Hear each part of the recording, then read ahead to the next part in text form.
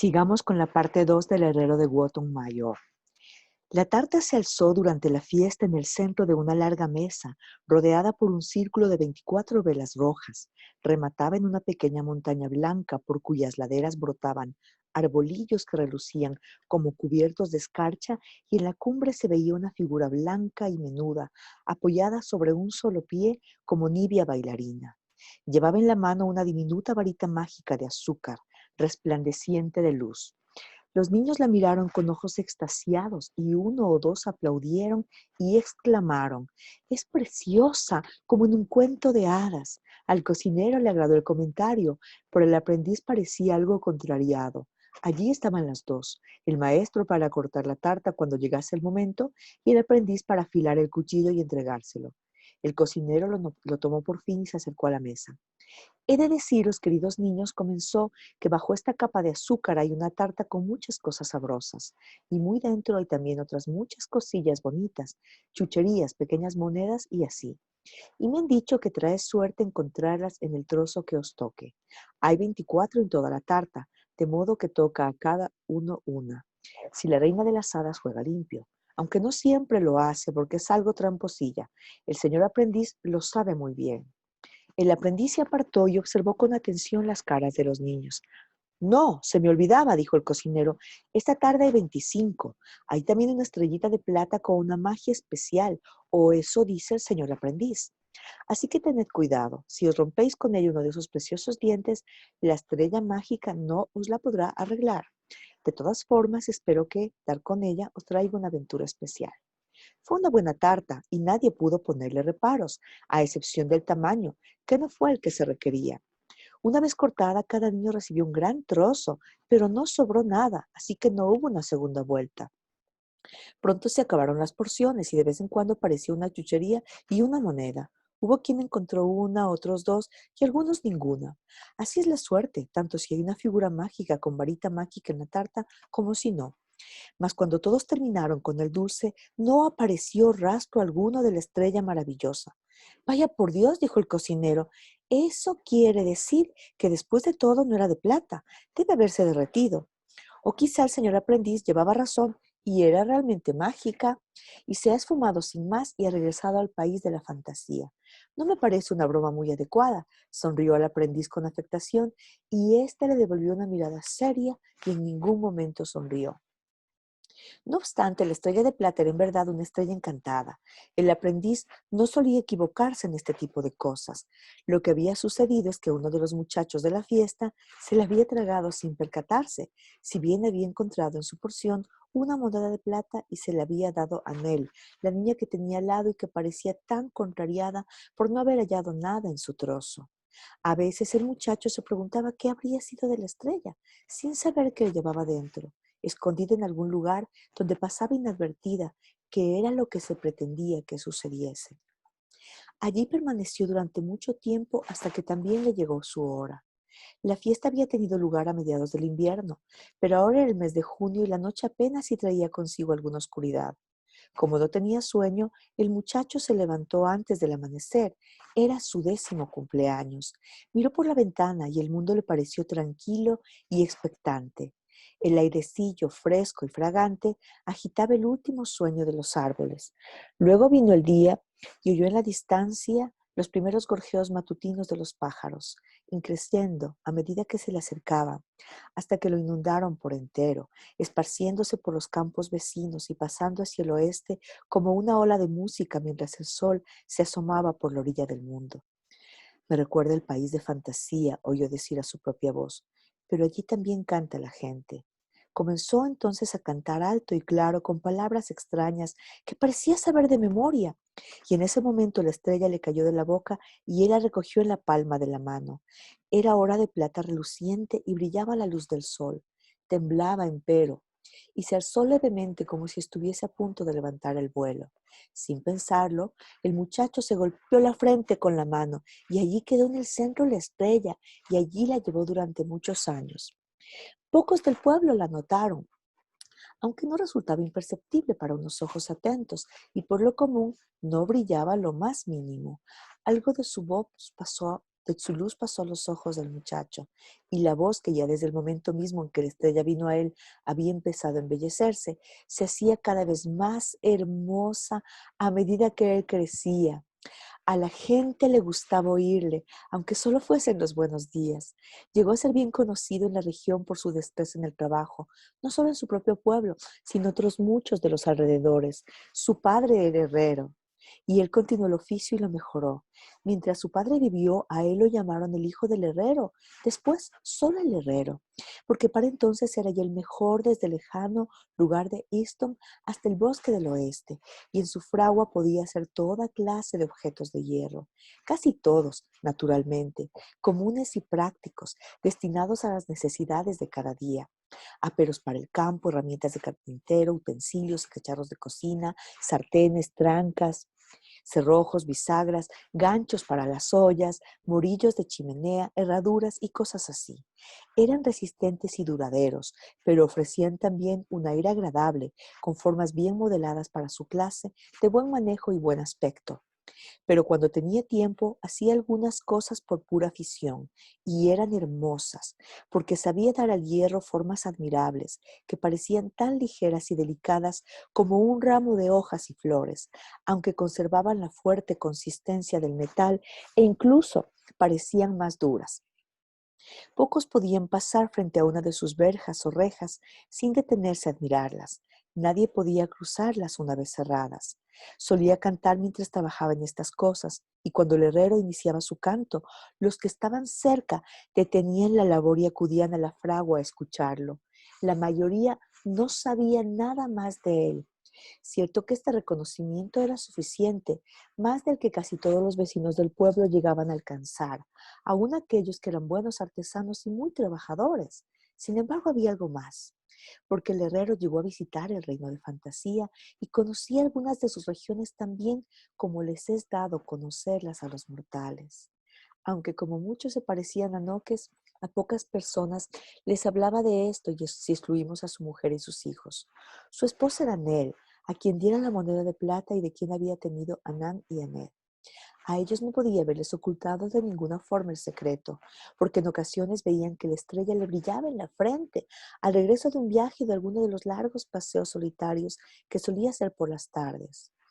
De vez en cuando se marchaba, bien a pie o a caballo, y todos suponían que era por negocios, y a veces era cierto, a veces no. De cualquier forma, no lo hacía por conseguir encargos para la fragua o por comprar lingotes, carbón u otros suministros. Si bien cuidaba con detalle de tales menesteres y sabía doblar el valor de un honrado penique, como entonces se decía, pero tenía en fantasía sus propios asuntos. Y allí era bien recibido, porque la estrella le resplandecía en la frente, y él se hallaba todo lo seguro que un mortal puede estarlo en este peligroso país. Los pequeños males rehuían la estrella y estaba a salvo de los grandes, de lo cual se sentía agradecido, porque pronto adquirió experiencia y entendió que uno no puede acercarse sin riesgo a las maravillas de fantasía, y que a muchos de los males no se los puede desafiar sin armas adecuadas, demasiado poderosas para que un mortal cualquiera las maneje. Continuó siendo un observador atento, no un guerrero, y aunque con el tiempo podría haber forjado armas que en su propio mundo habrían tenido el poder suficiente para convertirse en tema de grandes leyendas o costar lo que el rescate de un rey, sabía que en fantasía habrían sido de muy escaso valor. Así que no se recuerda que entre todas las cosas que hizo, forjase nunca una espada, una lanza o una punta de flecha. En fantasía, se relacionó al principio, discretamente, casi siempre con la gente más sencilla y las criaturas más amables, en los bosques y prados de sus hermosos valles, o junto a las aguas transparentes, donde de noche brillaban astros extraños y al amanecer se reflejaban las cumbres destellantes de las lejanas montañas. Algunas de sus visitas más breves transcurrían con la sola contemplación de un árbol o una flor, pero después, durante viajes algo más largos, había visto cosas hermosas y al mismo tiempo terribles, que luego no lograba recordar con claridad ni describir a sus amigos, aunque sabía que se mantenían vivas en su corazón. Pero de otras cosas no se olvidaba y perduraban en su mente como maravillas y misterios que rememoraba con frecuencia.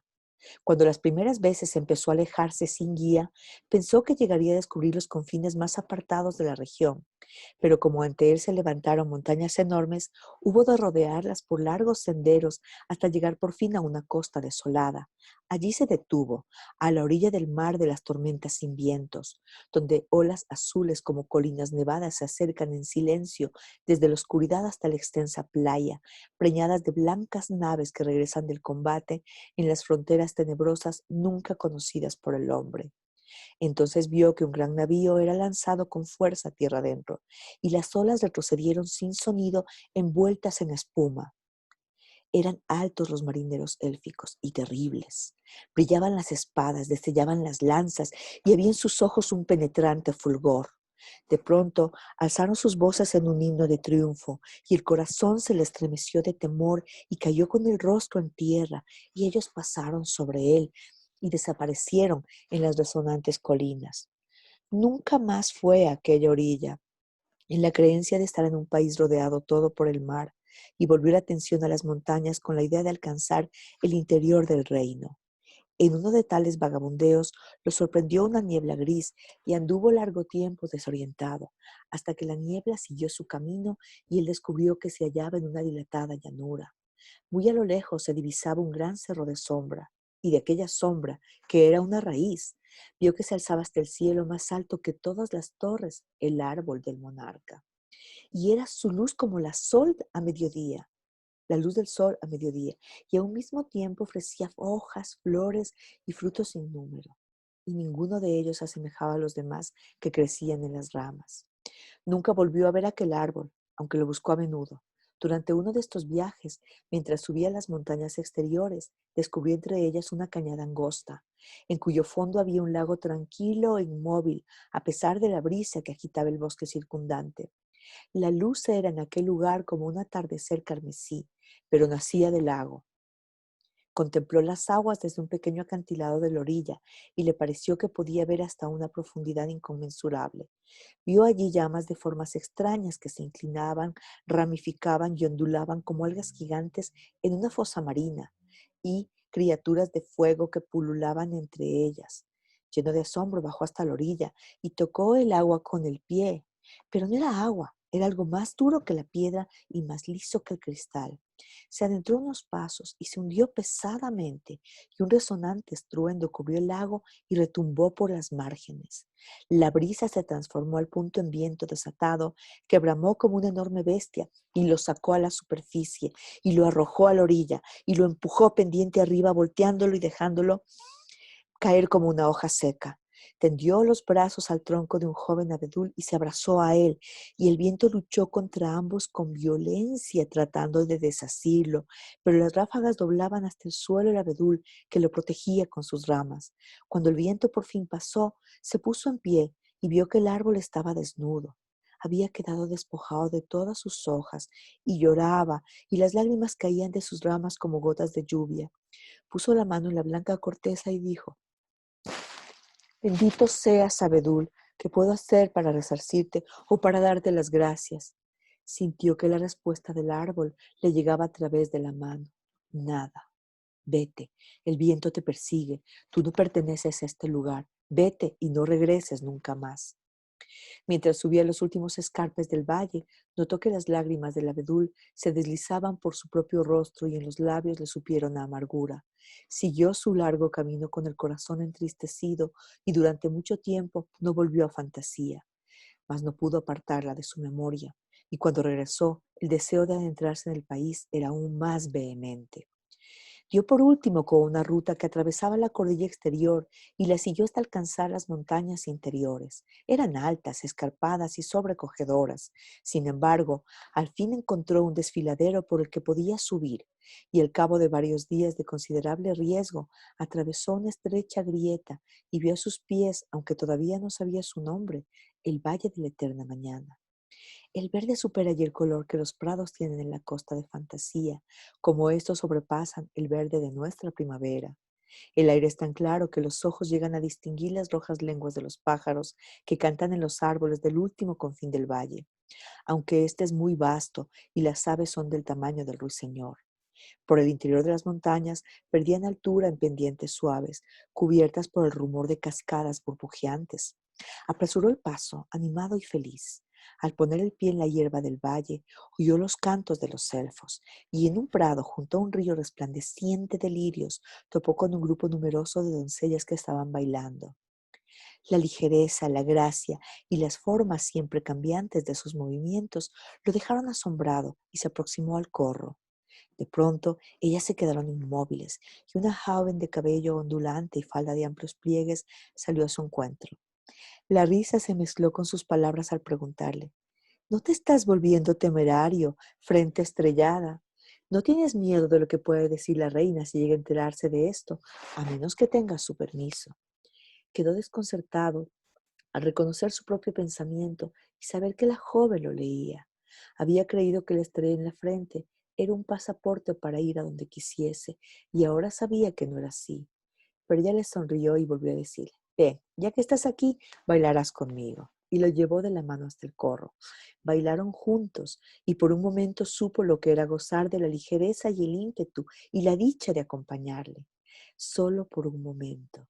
Se detuvieron enseguida, o así le pareció, y ella se inclinó a recoger una flor blanca y se la puso a él en el pelo. Ahora adiós, dijo. Puede que, si la reina lo permite, volvamos a vernos. Después de este encuentro no le quedó ningún recuerdo del viaje de regreso, hasta que se descubrió cabalgando por los caminos de su propio país. En algunos pueblos la gente lo miraba con asombro y se quedaba contemplándolo hasta que se perdía de vista. Cuando llegó al hogar, su hija corrió a su encuentro y lo recibió con alegría. Había vuelto antes de lo esperado, aunque nunca es demasiado pronto para el que espera. «¡Papá!», exclamó, «¿dónde has estado? Tu estrella brilla mucho».